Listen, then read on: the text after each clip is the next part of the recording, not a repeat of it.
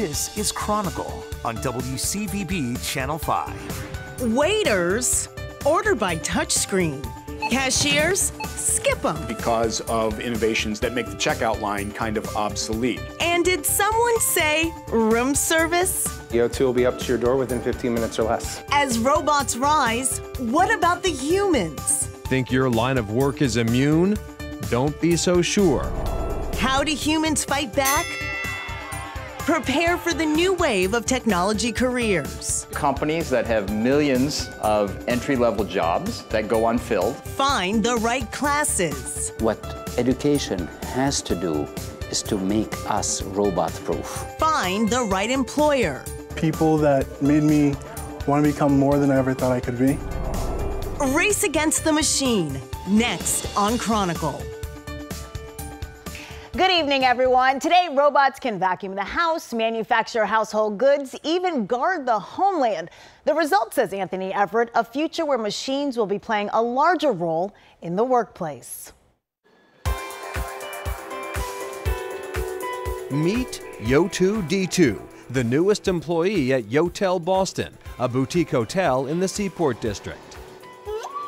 Need a toothbrush, towel, bottle of water delivered to your room? Yo2D2 is at your service. Just dial 0 from the guest cabin telephone, and Yo2 will be up to your door within 15 minutes or less.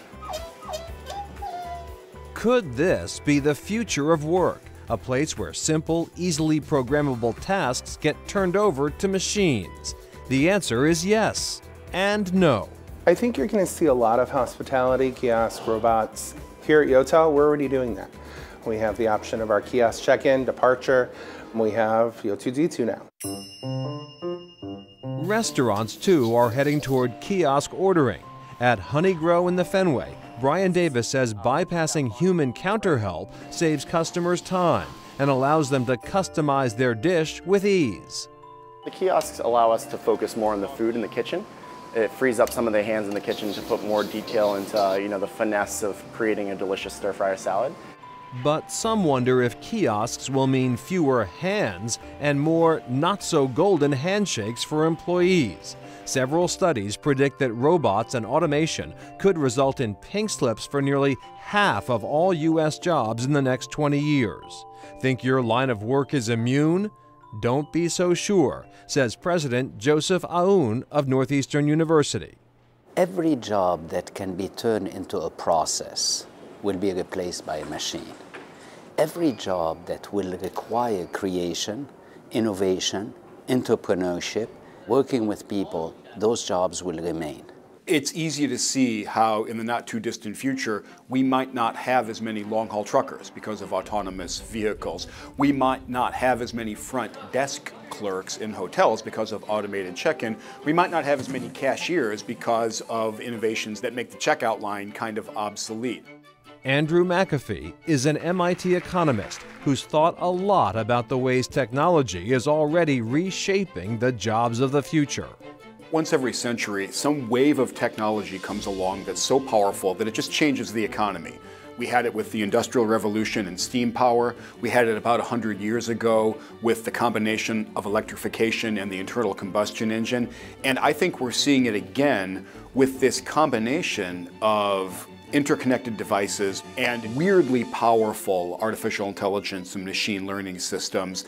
The robots may eventually come for your job, but Christopher Guerin of the Associated Industries of Massachusetts doesn't see it happening just yet. The robots are not taking anybody's job. In fact, they are working hand in glove with existing employees to extend their productivity and, in fact, adding value and compensation to the jobs of the human employees who are there. That's what's happening at Barrett Distribution in Franklin, a 250,000 square foot order fulfillment facility.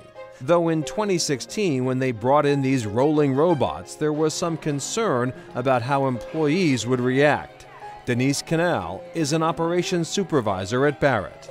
When we first had the robots come into the building, the employees were a little hesitant about the robots. Are they going to take my job? But as my group has started working with the robots more, they're really comfortable with them. They're really easy to use. And best of all, they improve working conditions here, cutting down on the distance pickers have to walk by about half, and that can amount to several miles every day. You take away a lot of the tiredness from people. You take away the travel time, because instead of having 15 people walking back and forth between aisles, you have one person stationed in a zone and just focus about the bots that are coming into that area. Tim Barrett is the company's chief operating officer. Jobs evolve all the time. So there are jobs that we have today that we didn't have 20 years ago and certainly not 50 years ago. So what it's allowing us to do is to upgrade the job that our employees have. So we're able to hopefully, pay better, give them a skill set. Clearly, some jobs will change, some jobs will shift. But I think ultimately what we find is these things kind of work themselves out. Things will work out, says Andrew McAfee, only if education becomes better suited to the new economy. We should not be preparing people for a world of routine work. We need to be preparing people for a world of creativity, a world of problem identification and then problem solving, a world of working with teams. These are all significant growth categories. There can be job growth in all of those categories, but we do need to rethink and retune our educational system. Talk about jobs evolving. Who would have thought that social media marketer would be a job category?